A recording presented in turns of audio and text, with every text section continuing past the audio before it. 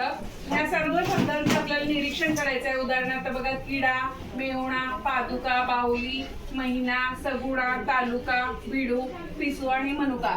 आणि या प्रत्येक शब्दाच्या शेवटी काना, मात्रा किंवा विलांटी आलेली आहे। आणि ह्या काना, मात्रा, विलांटी आलेल्या शब्दांच्या अगोदरचा जो शब्द असतो त्याला पहिली विलांटी, पहिला उकार हे नेहमी आपल्याला आलेलं दिसून येतं। बघा इथं उदाहरणार्थ किडा, ला काना आहे त्यामुळे कचा पहिली विलांटी आहे। मेहुणा, ला काना असल्यामुळे हला पहिला उकार आहे।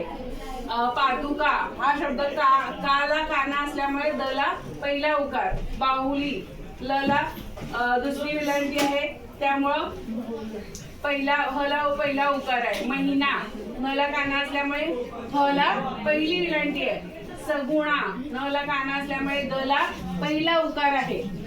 तालुका, तालुका हा शब्द काना असल्यामुळे लला पहिला उकार आहे। बिडू, दला दुसरा उकार आहे त्यामुळं इथं बला पहिली विलांटी आहे। पिसू, हाला पण उकार असल्यामुळं बला पहिली विलांटी।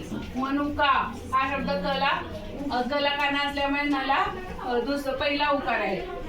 अशा पद्धतीने आपल्याला निरीक्षण केलं तर हे असं दिसून येतं।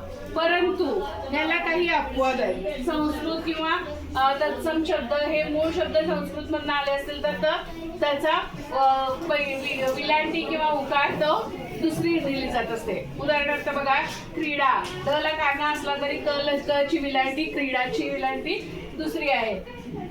परीक्षा, ला काना असल्यामुळे रीचं दुसरी विलांटी आहे। लीला, लीला हा शब्द ला काना असल्यामुळे लला दुसरी विलांटी आहे। संगीता, ला काना असल्यामुळे गला सुद्धा इथं दुसरी विलांटी आहे। पूर्व, पूर्व हा शब्द आपण लिहित असतो त्यावेळेला वर रफार आहे त्यामुळे पला दुसरा उकार आहे। प्रीती, ला इथं दुसरी विलांटी आहे तरी सुद्धा इथं पण दुसरी विलांटी आहे।